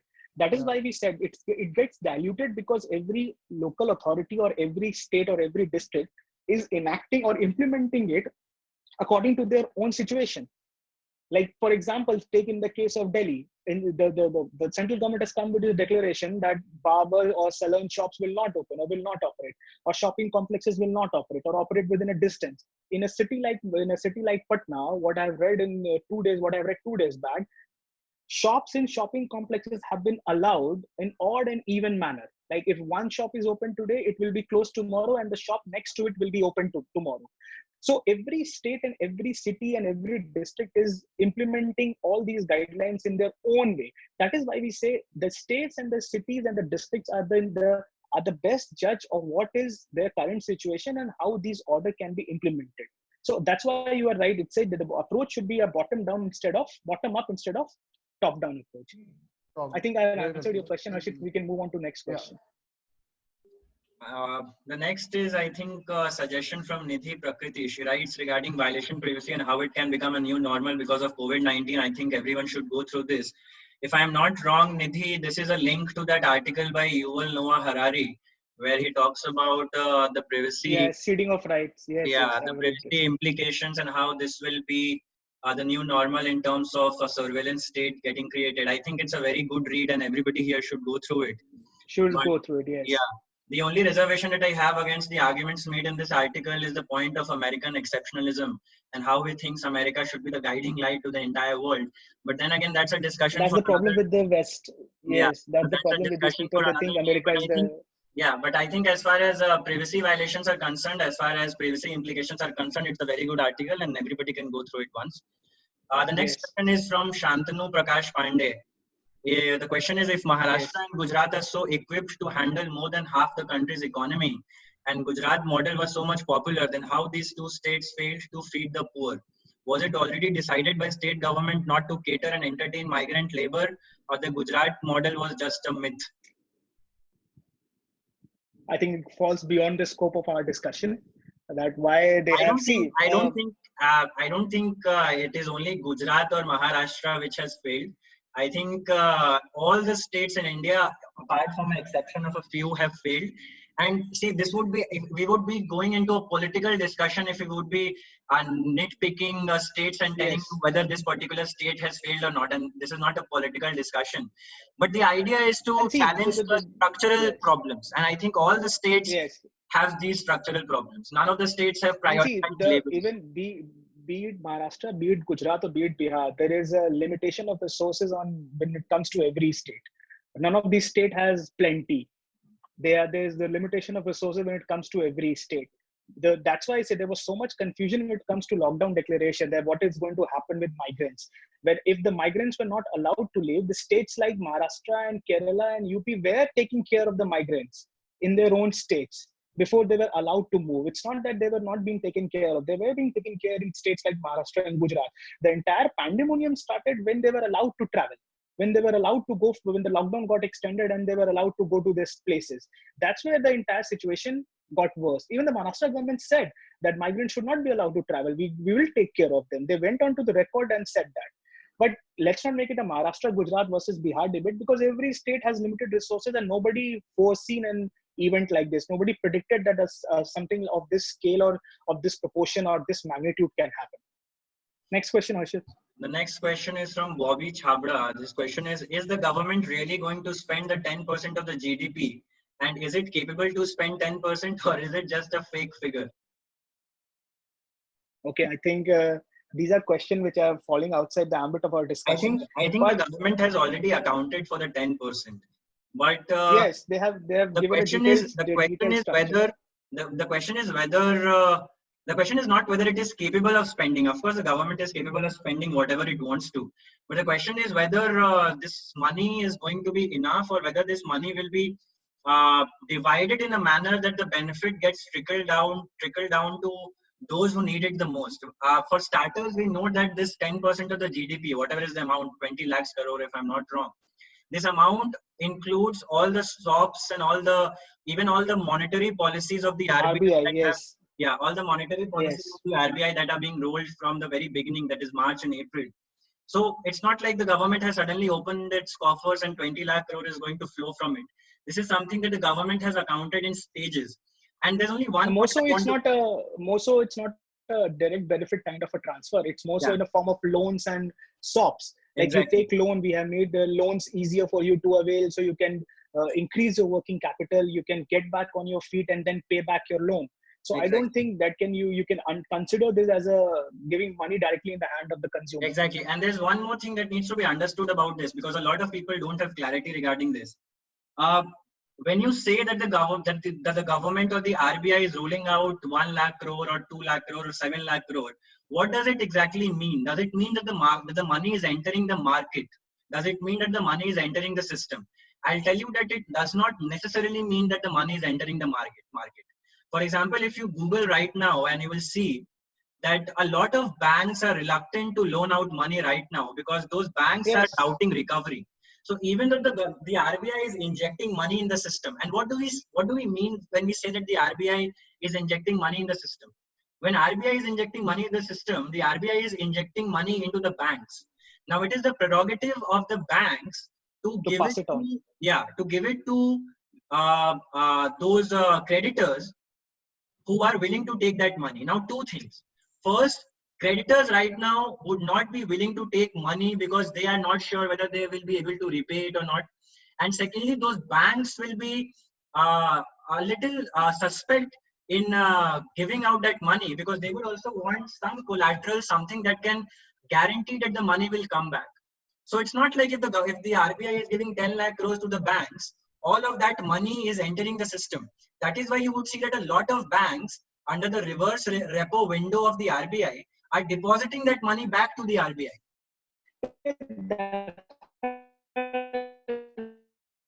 That has historically been the case. Just because there is a reduction, they're charging the loan. That has not happened. Historically, that has been the case. And the second, the industries, the banks are very skeptical because they think if they don't pay the loan back, the NPAs will rise. And the industries are also skeptical because they know if the consumer does not have enough money in his hand, who they are producing for, who is going to consume the product.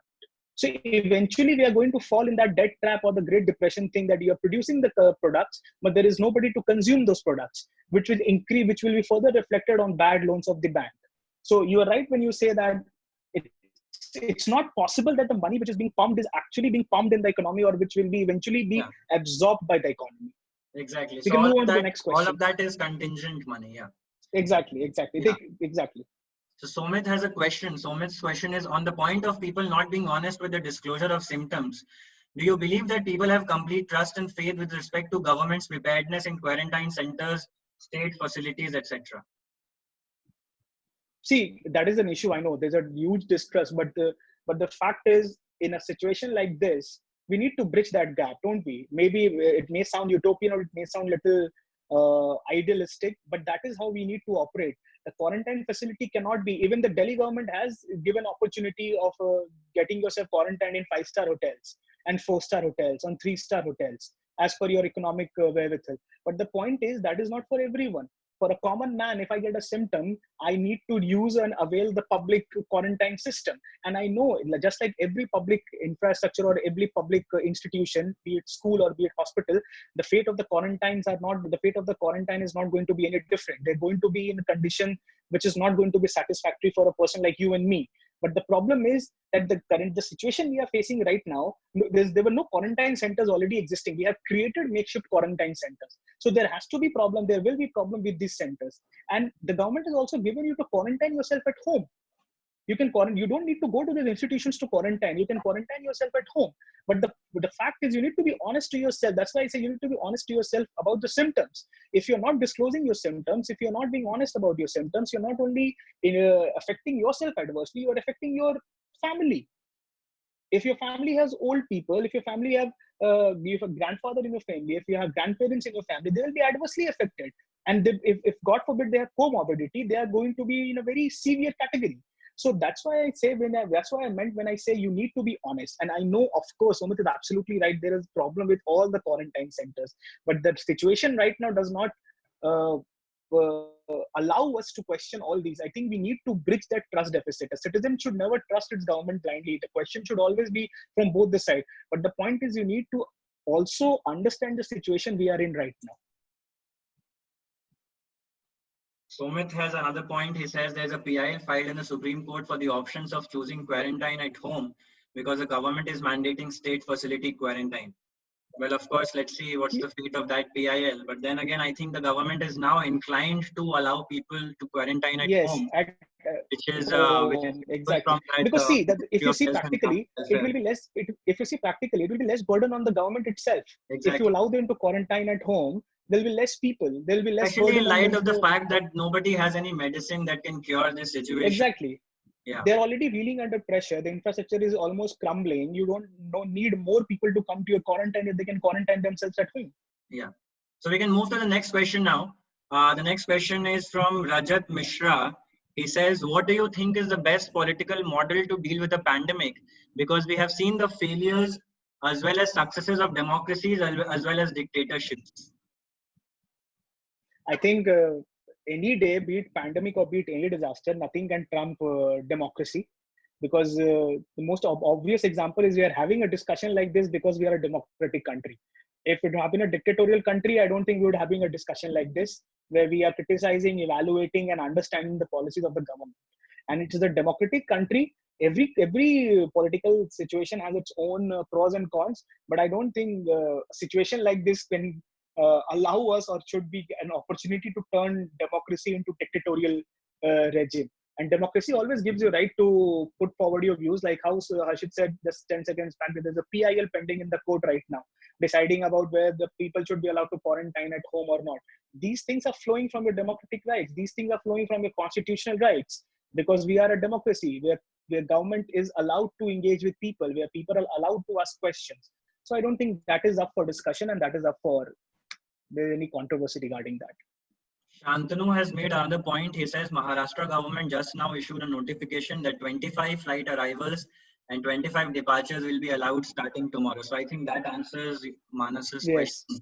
Yes. That, whether or not the state will allow. We can move to the next question, which I think is the second last question till now. It is Nidhi's question. Nidhi says, in connection to the idea of community participation, how feasible is it given the general inability of the Indian populace in observing social distancing and the rampant misinformation regarding care prevention of coronavirus? I think we have already discussed this in detail, but if you would like to devote 2 minutes to this. Yeah, we'll summarize it. You see, the entire misinformation and all this is because people are not aware. If there is proper awareness given to people, as you have already also pointed out, that healthcare should be something which should be taught to people in schools. It should be, kids should be also made aware about healthcare facility or about the healthcare or the basic health elements in his school. So if these things are taken care of, if the community is made aware of, I don't think there will be any misinformation or there can be any confusion about it. It's because the community has not been allowed or not made a participant in this discussion. As he's a major stakeholder, he should be made a participant in discussion. The information has not been shared with him in a completely transparent manner or in a completely objective manner. That is why this all misinformation has been created. If these two things are taken care of, where the community is still made a participant and the information is shared in a transparent manner, howsoever bad or disappointing that information is, it will still be absorbed by community in a positive way, and at least they can have trust with the government or the regime that at least they are sharing the information in a positive manner with the government. So this awareness needs to be with the community. Then only I think this misinformation can be taken care of. Coming to the next question by Sakshi Agarwal. Sakshi says, in relation to the PM CARE fund, I think the implication of PM CARE, even so the NDRF was already in place, is just a way of the government to escape audit checks, as PM CARE is not registered any act for now, unlike the NDRF. So what is the legality of PM CARE fund, or is it just a way to get away from checks and balances? I think we are not in a position to comment on that. I have not read the PM CARE Act or the statute or the legal backing behind it. I don't think there's a statute. I think or anything, or a legal backing, or an executive declaration. There has to be something, because it's a trust. So there has to be a registration of that trust. It was registered on the Society Registration Act. So I have not read the copy of the trust or the whatever document has been submitted, so I cannot comment on that. But all I can say that if there is a fund which has been created specifically for Corona, PM CARE has been created specifically for Corona. That's why it's different from PMNRF and other funds. So that's why all the contributions has been asked to be given to this PM CARE. That I can see the only plausible reason. And till now, they have not come out with any audit or such, but I cannot say or cannot predict that this could be it's very difficult to go into the intention of the government, because sitting here from the safe confines of our houses, exactly, it's very difficult to question. And moreover, the Supreme Court has already rejected the application on its constitutionality. It's a way to get away from checks and balances is something that we should not get into, because that would be putting the intention of the government into question. But yes, as far as the question of escaping audit checks and balances are concerned, yes, there are concerns of checks and balances. There are concerns of transparency. But we need to see how it unfolds in future. Yeah. To see how it unfolds in future. Yeah. Because right now we are in the process of disbursing that fund. We are in the process of disbursing those funds. The PM CARE just released almost 3,000 crore last week for buying of PPEs and ventilators. So let those funds get exhausted. I think the government or the PM might come up with the entire list of expenditure. So we need to wait for that before jumping the gun. Yeah, I think the only thing that the government can do right now to probably reinforce some trust is probably bring it under the ambit of RTI and answer the questions that are coming by way of RTI. Yes. Sumit has another point. He says, The Guardian, President Trump demands churches, synagogues, and mosques reopen right now during the pandemic in the entire United States. How feasible and practical are such decisions? My question is with respect to how, in a similar way, Indian government under pressure from certain groups are going to open industries / worship places. See, industries have already been they're getting opened in a sporadic manner. Like Maruti plant at Manesar has been opened, though its original capacity is at 12,000, but it's operating at the capacity of 2,000 with all thermal sensors and with all those prevention precautions. But the good thing, if you have noticed, that the entire country has been unanimously in consent or unanimously when it comes to the idea of opening the worship places. Nobody has talked about it till now. They all agree that religious gatheration and congregation should not happen, because we all know how it is going to impact. The cases are rising on everyday basis. So religious places of worship, I don't think it's up for grabs right now. The government has already very clearly stated that it will remain closed, and all states have agreed to it. And both these things fulfill different kind of purposes. Industries are more important because they are a source of livelihood. Though I am not saying places of worship are not important. They are also a place of spiritual upliftment, but that can be taken care later. When you have enough food in your belly and enough money in your pocket, you can always go for a spiritual enlightenment and upliftment. So industries are getting open in a sporadic manner, but we need to be very cautious and careful while opening all the industries. We can move to the last question. I think we don't have any other questions. Sumit has made a stray point where he says companies have been forced for CSR in, okay, we have another question also. He says companies have been forced for CSR in PM CARES fund. That Yes, may be true. yes, I don't think it's forced. CSR is a mandatory which a company has to I think invest. what he means to say is we have seen a lot of companies donating to the PM CARES fund in the name of CSR, but at the same time they have failed to pay their own employees.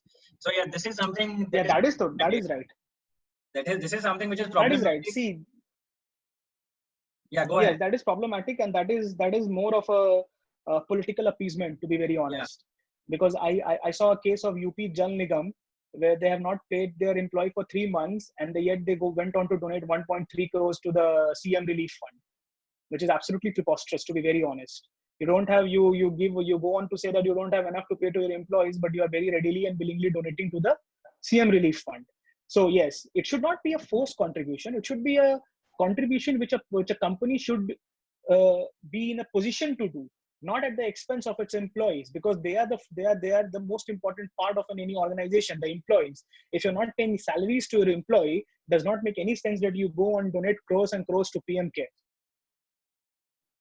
I think we're already on borrowed time, so we'll try to wrap this up in the next 5 minutes. Shantanu has a question. Yes. Again. I think this is already dealt with, but we can again deal with this with this in say 1 minute. I think we need 2 minutes to summarize everything, because we have not yet summarized our entire discussion. So just to take Shantanu's question, people in rural area of Bihar, UP and other states are not even aware what is Corona. Who should be held responsible when it comes to awareness? State government, local government, or central government? Can you repeat the question? The question is, people in rural area of Bihar, UP and other states are not even aware what's Corona. Who should be held responsible when it comes to awareness? State government, local government, or central government? I think all three of them. Why to pinpoint any one? It's a duty of all three of them to make people aware. If there's a declaration, like let's take example of NDMA. If NDMA declared a lockdown declaration, or NDMA under NDMA, the center would have issued a guideline that it should be awareness programs which should be conducted at all the levels. The state must have done it. Then state should have issued a similar guideline asking the local authorities to do it. So all these three tiers of governance are responsible for it. Like how, like say for example, GST, there was a massive awareness campaign for almost an year which happened for GST, right at the local, at the village and the taluka level, that people were made aware of GST. So why this awareness was not being done? Once somebody can say that you cannot make people aware, nobody knew Corona was going to happen. I think again the role of local authorities, and especially those independent bodies such as Anganwadi workers and Asha workers, yes, that becomes very important. And Harshit, we are forgetting role of media. We should not forget that role of media. Instead of discussing all those trivial issues, if media would have taken upon itself. But I don't think they're discussing trivial issues. They are discussing Shahid Afridi and whether India can take on Nepal or not. So I don't think those are trivial issues. Those are issues of national importance. Yes, utmost national importance. So I think media is also responsible for it. But anyway, moving to the next question, Rajorshi Tripathi has typed the question in all caps. So I think he's a little angry. The question is, in starting, the West Bengal government tried to hide the Corona cases as well as death toll in the state. And even after the gentle reminders by the Ministry of Health and Family Welfare and Ministry of Home Affairs, the West Bengal government kept the markets open, which made more people come on road, as well as the West Bengal government was continuing the violation of lockdown guidelines provided by central government. So it is possible that rest of the state might be also hiding real figures. And if they're doing this, what actions will be taken against the state government? Harshit, I think you should take this question. See, because I have been living in West Bengal for the last 2 years, so I understand that there's a lot of information in the general media, in the national media about West Bengal, which is partly true and partly false. So I think the initial part of your question makes a lot of sense. Initially, the West Bengal government fucked up real bad as far as coronavirus testing and isolation was concerned. And because most of our leaders, I would not want to take names here, but most of our leaders today have this proto-fascist tendency where they quell every dissent and where they don't want to answer any question. So even the media was not allowed in a lot of quarantine facilities, and the numbers were also fudged, and there was a lot of unclarity as to what is happening. But I think there's been a lot of changes in the last 3 weeks or so. There's been a huge shift, because if you check the Twitter account of the State Healthcare Department of West Bengal, you will see that at least for the last 21 days or so, the tests have gone up. The number of tests have increased in number. Also, if you check the the rate of positive patients and the rate of mortality in the state, that is also continuously decreasing in the state. It is falling by minute percentage, but it is falling. So while a lot of apprehensions are true, and just like all other public infrastructures in India, the state government of West Bengal is not at all, I would say, perfectly equipped to deal with the problem. But you also have to appreciate the fact that a lot of this information, a lot of this this idea about West Bengal is political also, because the state is headed for elections next year. So I think you understand what I'm trying to say. But of course, and the last part of the question, what could be done? You always have Article 356. Yeah, exactly. If you don't follow this, if the state does not follow the guideline of the center under Article 355, then Article 356 can always be invoked, and on the ground of failure of constitutional machinery, because states are bound to follow the guidelines or the instruction issued by the center under Article 355. Exactly. And I think Harshit, we have taken all the questions. No. I think there's one more question. I'll just summarize this. I'll just answer this last part for him. See, as far as the state government taking actions are the central government taking action against the state is concerned, you will see that most of the notifications that have been, most of the orders that have been issued under the provisions of the NDMA, they clearly say that the states can put in more restrictions, but the state cannot dilute the notifications and the provisions of the notifications and the orders that have come into existence. So if you don't have that power. Yeah. So if you look at whatever measures that the state government of West Bengal has taken, I don't think, at least on paper or by way of any notification or order, they have violated any of these notifications or orders under the NDMA, under the DMA Act. But yeah, like Chandan mentioned, if the central government feels that there's a failure of constitutional machinery, there's always Article 356. Sumit's question should be the last question. The government's idea, as from the FM, is that banks should allow loans on easy terms and the government will provide the securities. Do you think we will run into the vicious circle of an economic crisis where the pandemic is over? I think you can quickly take this up in 2 minutes and then we can summarize. Yes, we answered it, that it's like falling into the debt trap. If the consumer does not have enough money in his hand to buy those products, and if you keep taking loan and keep producing more and more, who's going to consume those products? So eventually you'll not be able to pay your loans, and all those loans will turn into bad loans, which will further lead to increase of NPAs of the banks. And you will have more produced than more production, what people are able to consume. Hence the economic recession. This is what happened in 2008, and this is what happened during the Great Depression also. So that's what we said. Instead of giving the loans to the industries and to capitalists or to the entrepreneurs, we should give money to the consumer, so that there should be demand. We need to boost the demand. We did not need to boost the supply. There is already enough supply. We need to boost the demand. If a factory is producing, let's say, shoes, and the laborers are not getting paid enough to buy those shoes, or I am not getting paid enough, I'm not being paid salary to buy anything, or I'm not getting paid, I can't afford those shoes. So what is the point of producing more and more shoes? So instead of boosting supply, we should boost the demand. I think now you can quickly summarize whatever we have discussed, and then we can call it a day, which we have already run. Yes, I think, Harshit, we dealt with the background of NDMA, like why NDMA came in 2005. Before that, we also had certain legislation in certain state had their own acts.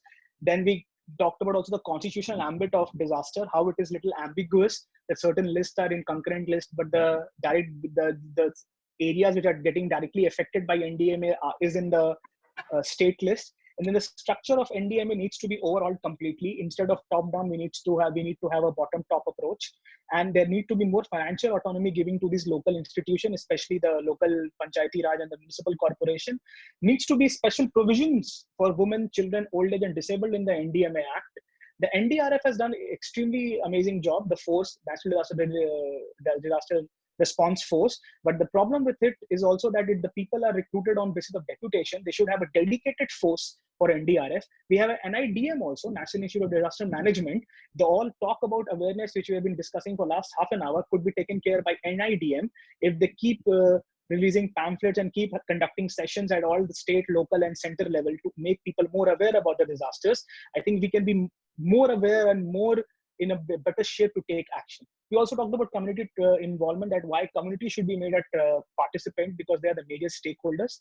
So I think we have covered everything when it comes to NDMA. The act is good, the intention is good, but it needs a complete overhauling because there are too many bodies creating too many confusions. So we need to streamline it, create a good coordination between these agencies, need to have less number of members in all these bodies, because more the people, more the confusion, and it takes time to reach to a consensus. Empower the local bodies and give them financial autonomy to decide, because the disaster is a local disaster. Even if you declare it a national disaster, it has different impact at local levels, regional levels. So it's the state and the local bodies which are in a position to decide that. So this is what our discussion was. I'm extremely happy with the questions which we got. I think we have addressed to the satisfaction of the people who have asked all those questions. And we also like to have suggestions, any more topics they want us to take up in the near future. But I hope we have done justice to the topic. And it was nice talking to all of you. Thank you, everyone. Thank you, Harshit. Yeah, I think we have tried to cover whatever talking points we had decided initially. Of course, it's not possible for us to look at it from all angles. But like Chandan said, if you have any other queries, suggestions, comments, anything that you think we might have missed, you can definitely let us know. Also, thank you all of you for attending. This was a long session. This has almost gone on for 2 hours. Two small things at the end. Eid Mubarak to all of you. We have a festival coming up tomorrow. Yes, and a small request, a personal request from my end. Like Chandan mentioned, the state of West Bengal has seen a very devastating cyclone this week, in the last week. And we have seen a lot of destruction. I have personally, my area in Kolkata has seen a lot of destruction. Different parts of West Bengal are completely devastated. Parts of Sundarbans and parts of South Bengal are completely devastated. So I would request all of you to contribute from your end, whatever little contribution you can make to. And whichever fund you want to. Yeah, you can make it to independent NGOs, or you can. We are not naming any fund. Yeah, you can make it to any organization that you deem fit. You can make it to the state. The Chief Minister State Emergency Relief Fund, or you can make it to any NGO that you think is working on ground. And because the situation is very grim, I'm making this personal request to you. So, Harshit, I just want to, hello. Yeah. Hi. Yes. Hi, Harshit, I just want to understand. So, why only CM Relief Fund? Is it? No. Is that the most ideal fund? No. What I'm saying is, you can contribute to the CM Relief Fund, or you can contribute to any NGO that you think is working on ground. So either CM Relief Fund or NGO, but not PM Relief Fund or. I don't think the PM NRF as of now is because other than that 1,000 crore that has been announced, so I don't think there's been don't make it a political. I think it's a legitimate question. You can also donate to DDNRF, the Jyoti Das National Relief Fund. Yeah, I think it's a legitimate question. So I think I honestly wanted to just understand why CM and NGOs. So the classification seemed to be just clear to me that CM Relief Fund or NGOs. No, I understand. Because I think it's a legitimate question. Go on, answer, Harshit. I think when the central government comes up with a particular plan or a particular any executive direction that it has allocating, say, the PM CARES or the PM NRF for the disaster that has happened in West Bengal, you can definitely contribute to whatever fund the central government is creating for this specific purpose. The reason why I said the Chief Minister Relief Fund or any other NGO is because these are two funds, this fund and these organizations are specifically working for this disaster that has happened. To take Dev Jyoti's question, you can definitely contribute to any central government made fund if at all it comes into existence for this particular purpose. And I think, Dev Jyoti, if you contribute to CM Relief Fund, the response would be more immediate and more localized. I personally believe. I don't know how PMNRF operates, because PMNRF. My question is limited to the or NGO part of it.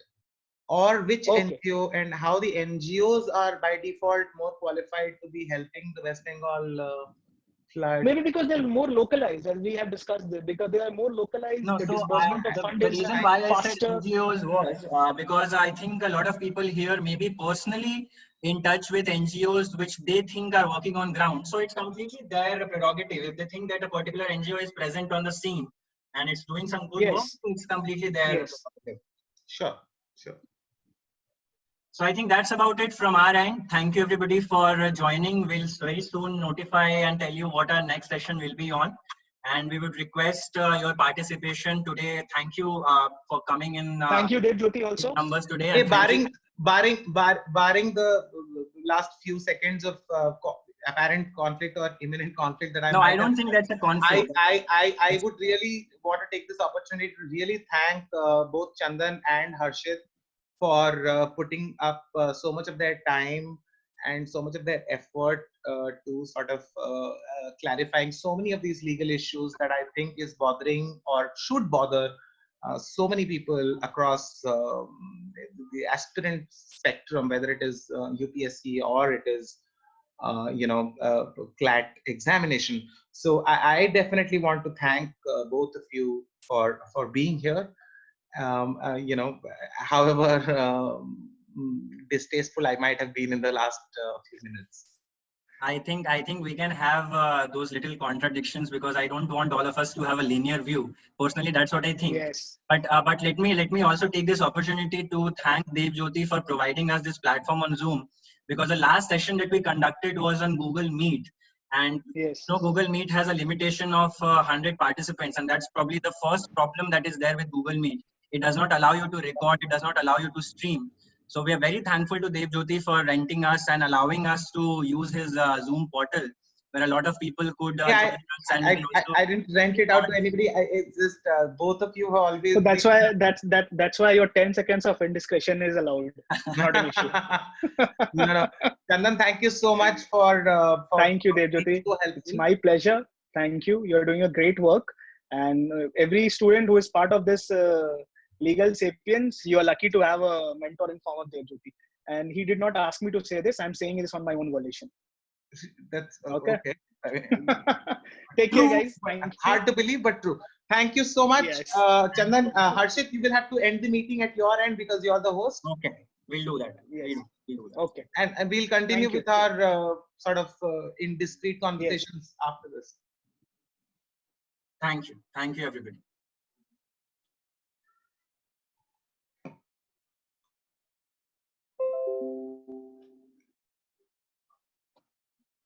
Harshit, you'll have to click on